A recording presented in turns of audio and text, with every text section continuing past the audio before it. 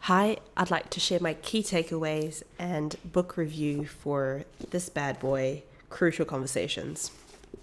Long story short, I think this is a book that everyone should read. I really enjoyed reading this book, but more importantly, in terms of how I value books, I have found this to be very useful. This is a book that not only did I enjoy reading, but I have found myself coming back to again and again and again with some clear takeaways. I like to go back and remind myself how to apply some of the principles they share. So here I'm going to just talk a bit about what has stood out for me in this book and what I think.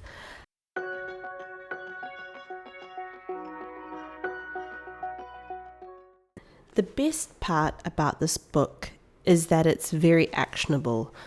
So it's full of case studies and examples of how the principles here can be applied.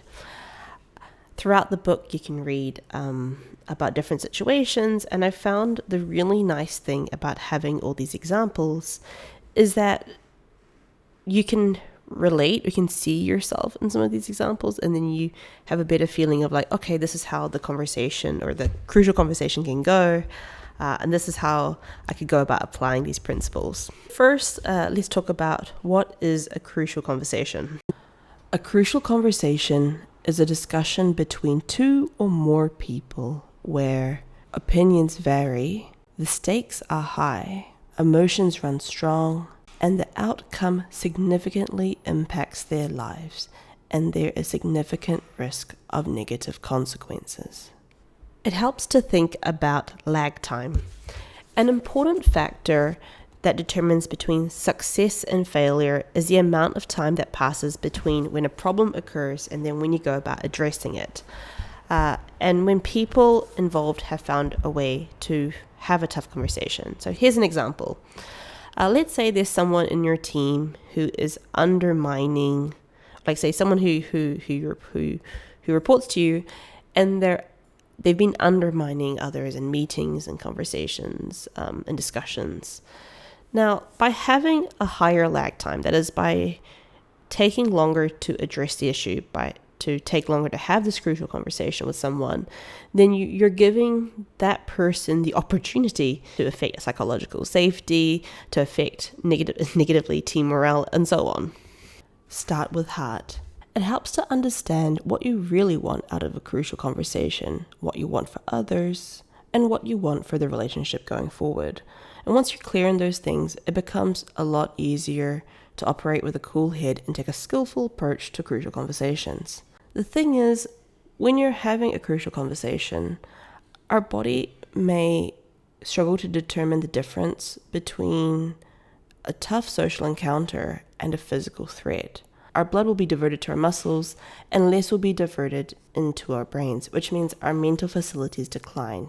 By starting with heart, that is, by reminding ourselves why we're having this conversation in the first place, then our body realizes that we're not in physical danger and we can think more clearly. Master your stories. What does it mean to master your stories? A story is a rationale for what's going on and our own interpretation for the facts. For example, here's what you see in here. You're working on a report and your manager checks up on you 3 times within an hour, offering suggestions. Now, what's the story we tell ourselves? Perhaps it might be, my manager is questioning my abilities. Or maybe, my manager doesn't trust me to be able to do this task on my own. When using your other skills that you've gained in this book, from crucial conversations, you may find that your manager was checking in with you because they've had a lot of experience with this report and they know it's difficult. They're not questioning your abilities. There's no lack of trust. There's just someone wanting to help another person. In other words, the story you told yourself was false. Make it safe. In order for people to feel safe in a crucial conversation, they need to know 2 things about your intent. First, they need to know that you care about their concerns. That is, that you and the other person have a shared or a mutual purpose.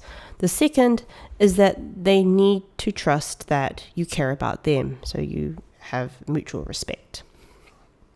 If you find that the other person is becoming defensive, then you can use contrasting to communicate your intentions. Contrasting is where you first share what you are not intending to do, and then you follow this up by what you are intending to do. For example, I'm not looking for anyone to blame for this project. I'm just wanting us to learn on how we can get better and spot risk earlier for projects in the future. Start with the facts. Let's say you want to have a conversation with one of the testers in your team and you think they've been missing a lot of bugs lately.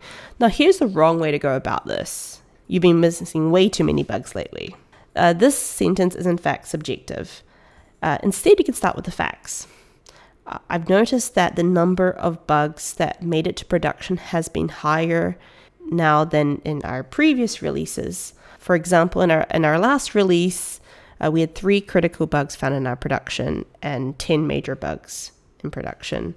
But for the previous release, we actually only had 2 major bugs and no critical bugs were found post-production. Can you talk to me about that? Don't make the fool's choice. This is a false dichotomy. You may be led to think in a conversation that you have to either be honest or be nice. So then in a false dichotomy, it's like there's this illusion of having to choose between 2 things. We can actually have both. Here's a situation. You see someone at work who is constantly interrupting others when people speak. Now the fool's choice here would be to think, oh, should I say something to them? I really think I should give them feedback, but I don't want to hurt our relationship and hurt their feelings by saying something. Now, you actually don't have to choose between saying something and saving their relationship. You could actually have a productive relationship going forward by having a good, honest, respectful conversation and bringing your concerns forward to that person. This is probably, for me personally, one of the key takeaways from this book. I've always thought that when working with people, there's this illusion of having to choose between being honest and being nice, or saying things that people don't want to hear in terms of being the deliverer of bad news, but then still having a good relationship with someone. So I really like the framing of this principle, that instead of it's what should I choose? It's more a case of how do I make it, and how do I get both? Talk tentatively. Use safety language. This means you tell your story as a story instead of trying to phrase it as a hard fact. Now here are some examples. Instead of saying the fact is, say my opinion. Instead of saying everyone knows, try I believe. Instead of saying that's a stupid idea, go for I don't think it will work. You see, talking tentatively isn't about softening your message. It actually strengthens it. It helps you. Remember, when you're sharing your thoughts, your goal is to add meaning to the shared pool. So you want people to consider, be open to considering your thoughts and ideas. Explore other paths. Be curious. Here you can use your wording wisely and welcome others' input with phrases such as, how do you see it? What's your perspective? And can you help me understand? At work, I try to do this, and while I would have my own opinion on things, around how things should be done, around, what's the best thing to do and so on, I remember to explore others' path, because I know that as one person, you can't see everything. You want to make the most of other people's perspectives. You see, other people will have access to information that you don't. Other people will have experiences that they've learned from, that they can help contribute to the conversation that you lack. So this is also one of my favorite principles from this book. Now I'm keen to hear from you. Have you read this book? Did you find it useful? Could you share with me in the comments below your key takeaways? And if you haven't read this book, go ahead and buy a copy. And if you don't want to do that, see if your local library has one and see if you can borrow it.